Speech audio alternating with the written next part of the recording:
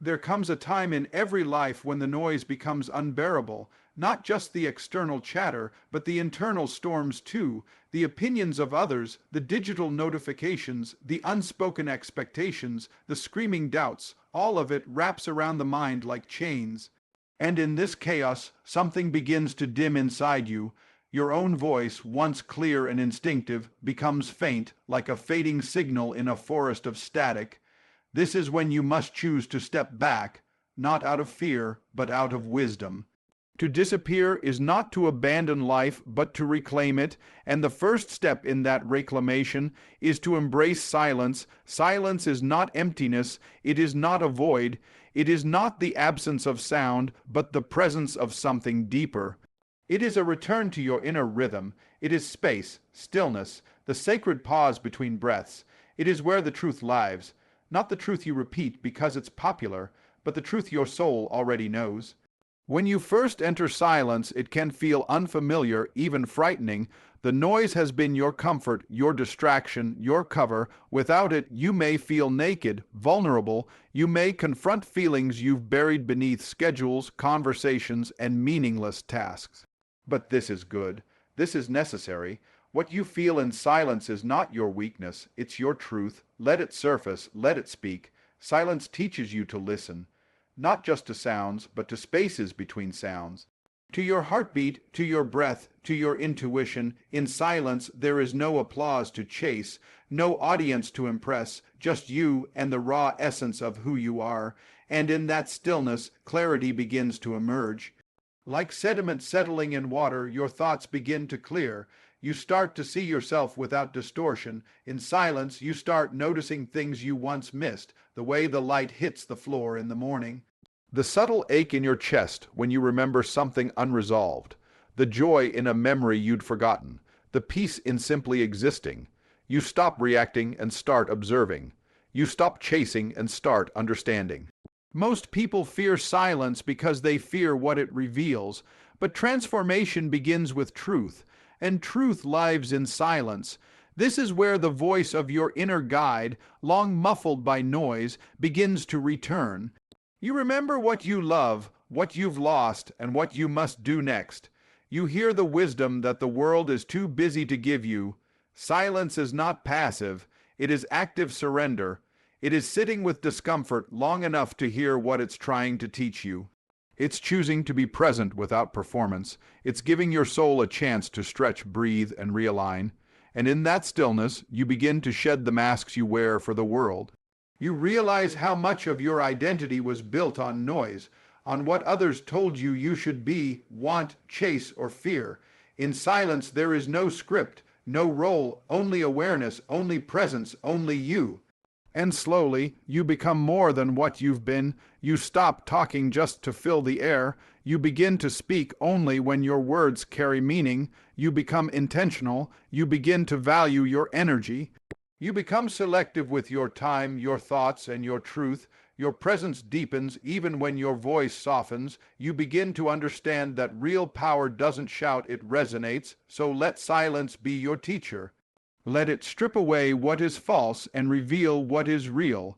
Retreat not out of avoidance, but out of reverence for the deeper work. Sit with yourself long enough to feel uncomfortable, and then feel peace. Stay in that stillness long enough to feel lost, and then find yourself. In a world that rewards noise, be bold enough to choose quiet. In a time where everyone is broadcasting, be wise enough to tune inward. Because only in silence will you hear your soul call you home. There is a sacred difference between being alone and being abandoned, between choosing distance and being cast away, between solitude and isolation. One heals, the other hollows. One brings you home to yourself, the other locks you out. Solitude is not loneliness, it is not despair, it is not the ache of being unseen or the sting of being forgotten.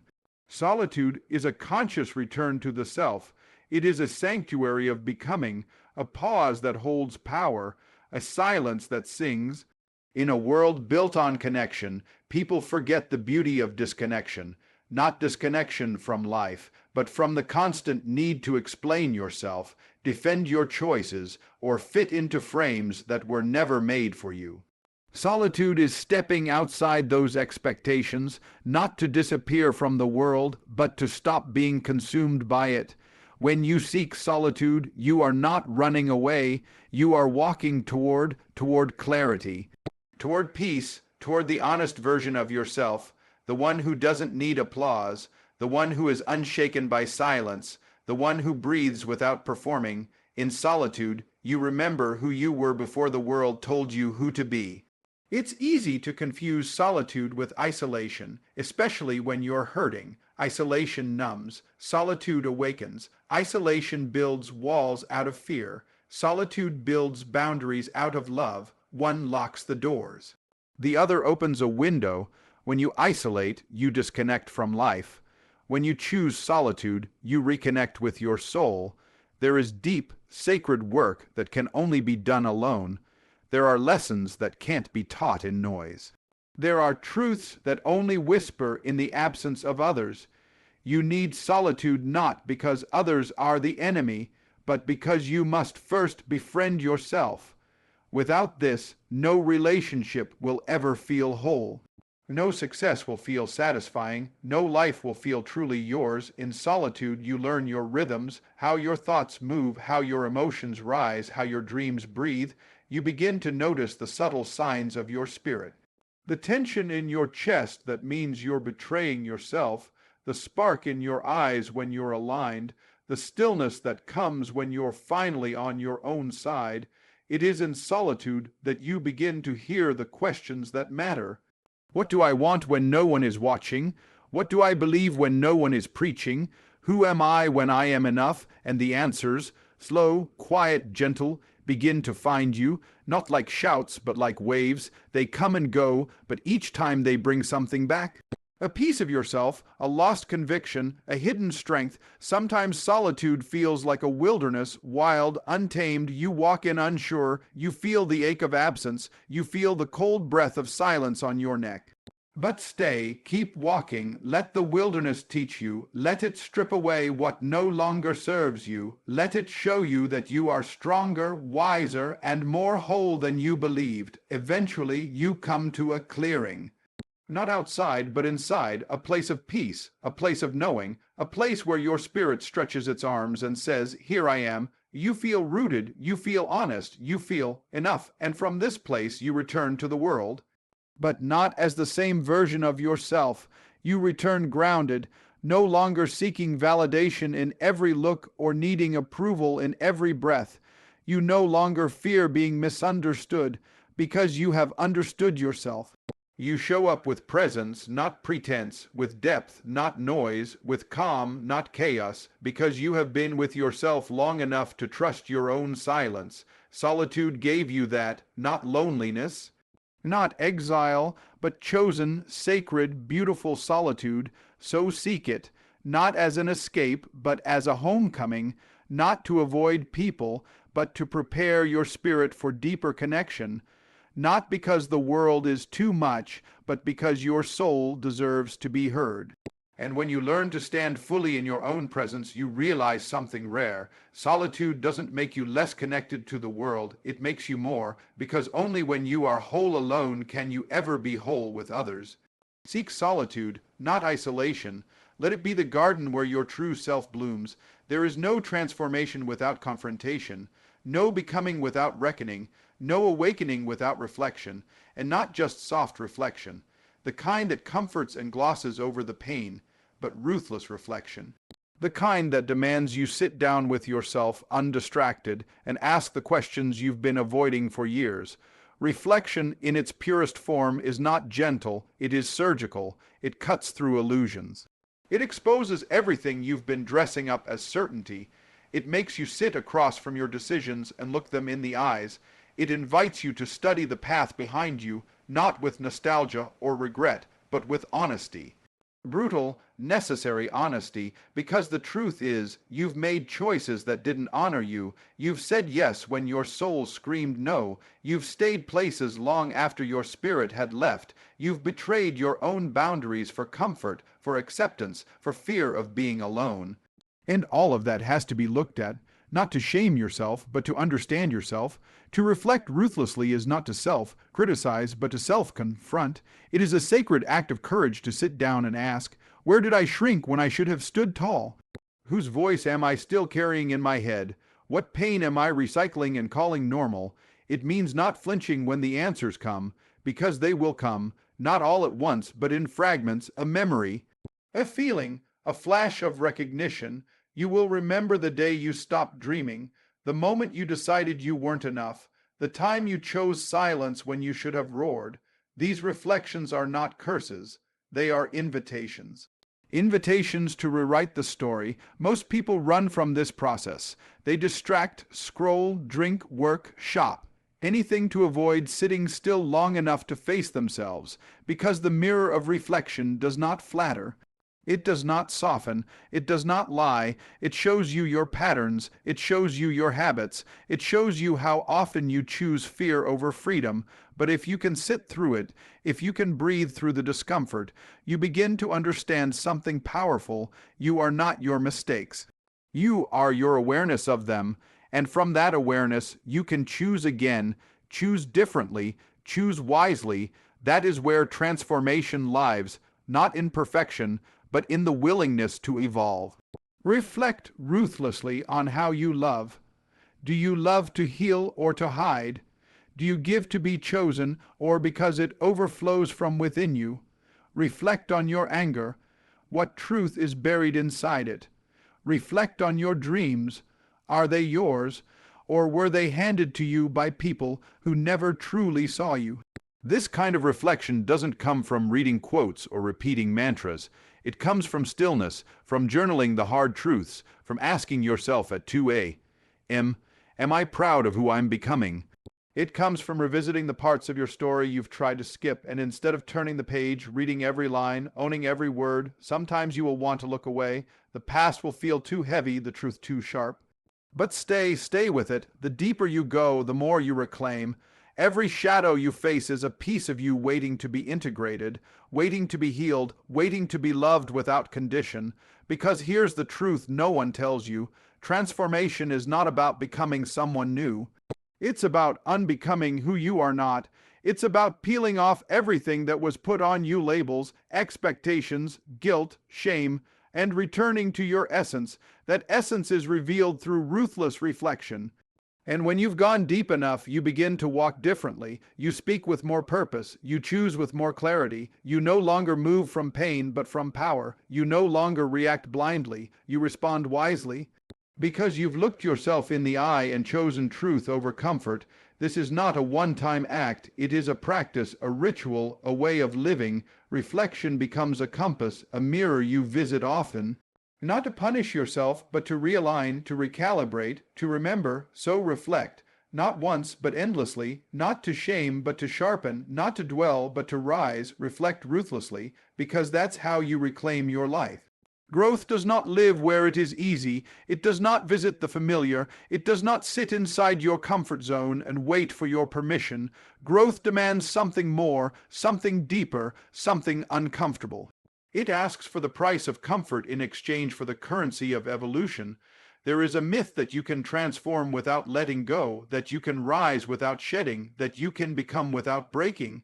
But the truth is harsher and more beautiful. You must sacrifice, not in the way of pain for pain's sake, but in the way of surrendering what no longer serves you, surrendering what has kept you small, silent, stagnant. Comfort is a cocoon, soft, warm, safe, but it is also a cage, and the longer you stay wrapped in it, the more you forget that you were built to fly. Comfort tells you to stay put, to be grateful for just enough to avoid risk. It whispers that dreams are dangerous and change is betrayal, but growth calls louder. It says there is more. And you must choose security or becoming. Sacrificing comfort is not glamorous, it's messy. It looks like walking away from people who no longer recognize your soul. It looks like starting over when it would be easier to stay. It looks like discipline on days when motivation is gone. It looks like long nights of doubt and still getting up the next day and moving forward. It means being honest about what's not working, even when it's what you wanted, even when it's what you prayed for. Sometimes the hardest sacrifice is not letting go of what hurt you, but letting go of what used to fit but no longer does. Growth outpaces comfort. It breaks ceilings, it cracks masks, it disrupts to grow. You must let go of the version of yourself that settles, the one who plays small to be liked, the one who stays silent to be accepted, the one who chooses peace externally while crumbling inside. That version must be thanked and released. You outgrew it. That's not loss, that's evolution. Sacrifice isn't just about letting go of what holds you back. It's also about giving your all to what pulls you forward, your purpose, your calling, your healing. It means trading short-term ease for long-term depth. It means showing up when no one is clapping, believing when the evidence hasn't arrived, building when there's no blueprint but your own faith. Comfort will always ask you to shrink, to wait, to compromise, but growth asks for your courage, for your sweat, for your truth. It says, burn the script, write a new story. It says, you were not made for the shallow end. And yes, you will lose things on this path. People who only loved your past self may fall away. Patterns that kept you numb will unravel. Parts of your identity that were rooted in fear will dissolve, but in their place, something greater will rise. You will gain a deeper self-respect, a sharper clarity, a fire that doesn't flicker in the wind. Growth does not happen by accident. It is chosen again and again, in moments of stillness, in moments of chaos, in moments where it would be so easy to turn back and call the past good enough. But you didn't come here for good enough. You came here to become. You came here to stretch, to shed, to soar. And every time you choose growth over comfort, the world shifts. Not because the world changes, but because you do. Your energy changes. Your choices align. Your presence deepens. You stop reacting and start creating. You stop explaining and start embodying. Comfort is tempting. Growth is sacred. One is easy. The other is worth everything. So let go, gently or fiercely, but let go of what numbs you, of what stalls you, of what keeps you tame. Sacrifice what is safe to find what is true. Trust that on the other side of that surrender is a version of you that has been waiting, stronger, wiser, more alive. And when it gets hard, when you feel the weight of uncertainty and fear, remember this. Growth is not supposed to feel safe. It's supposed to feel real. So if it shakes you, if it stretches you, if it scares you, good. That means you're doing it right, because nothing great is born in comfort, but everything true is born in the fire of sacrifice. There comes a point on the path where the seeking must stop. Not because there's nothing left to learn, but because the answers have always been within you, waiting for your stillness, waiting for your presence. This is where the journey inward becomes the journey upward. This is where transformation becomes integration. This is where you no longer chase wholeness, you embody it. This is where you learn the art of mastery, and the subject of that mastery is you. To master yourself is not to dominate, but to align. It is not to control every emotion, every thought, every outcome, but to move with awareness through all of them. It is not to become flawless. It is to become whole. Self-mastery begins when you stop being a stranger to yourself. When you sit in silence long enough to hear the truth beneath the noise, when you no longer run from your patterns but examine them, understand them, dismantle them, it is the realization that no one is coming to save you. And yet, you are not helpless, you are powerful, but only if you are present. You cannot master what you refuse to meet. You cannot become what you avoid. To master yourself, you must turn inward with honesty, curiosity, and discipline. You must walk through your inner terrain, your fears, your wounds, your triggers, and ask, what is real? What is mine? What must I release? And more importantly, who do I choose to be even when no one is watching? The world will give you roles, titles, expectations, but mastery comes when you rise above all of them and return to essence, when you stop being what others want and start being what you were born to be. Not for applause, not for approval, but because you have remembered yourself. Mastery is quiet, it is steady, it is not performance, it is not perfection. It is the subtle knowing in your bones that you have been forged in your own fire and come out stronger. It is when you no longer need to prove your worth because your presence speaks louder than any explanation ever could. To master yourself is to master your energy. You no longer give your peace to people who don't know what to do with it. You no longer let external chaos dictate your internal state. You move with intention, you speak with care, you respond instead of react, you observe your thoughts without becoming them, you feel your emotions without being ruled by them. It is not a path of ease, it is a path of awareness, a path of discipline, a path where you wake up each day and choose to live aligned with who you say you are, especially when it's hard, especially when it's inconvenient, especially when no one would blame you for falling apart. Mastery is not about escaping your humanity. It is about embracing it fully. It's knowing your shadow and still choosing the light. It's recognizing your flaws and still walking with grace. It's failing forward. It's forgiving yourself, not to forget, but to be free. And with time, you begin to see it. You are not your thoughts, not your past, not your fears. You are the one who watches, the one who chooses, the one who returns again and again to the center. That is the seat of your power. That is the place of mastery. You don't need to have all the answers. You don't need to feel ready. But you do need to be willing to sit with discomfort, willing to drop the mask, willing to own your choices, willing to rise. And when you do, when you begin to live from this deep-rooted place, you move differently. You speak less but say more. You walk into rooms not to take space but to be space. You lead without needing followers. You love without losing yourself. You live with a kind of quiet fire that no storm can put out. Mastery is not the end of the journey. It is the moment you realize the journey is within, and within you is everything you've been searching for. So sit with yourself, study yourself, learn the rhythm of your soul. Move with care, speak with truth, love with fullness. Become your own teacher, your own compass, your own sanctuary. Master yourself, not for the world, but for the one person who will walk with you through every season, every trial, every triumph.